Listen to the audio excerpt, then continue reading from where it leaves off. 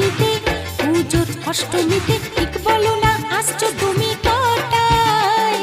সত্যি করে বলো না, করো না আমায় চলো না। সত্যি করে বলো না, করো না আমায় চলো না।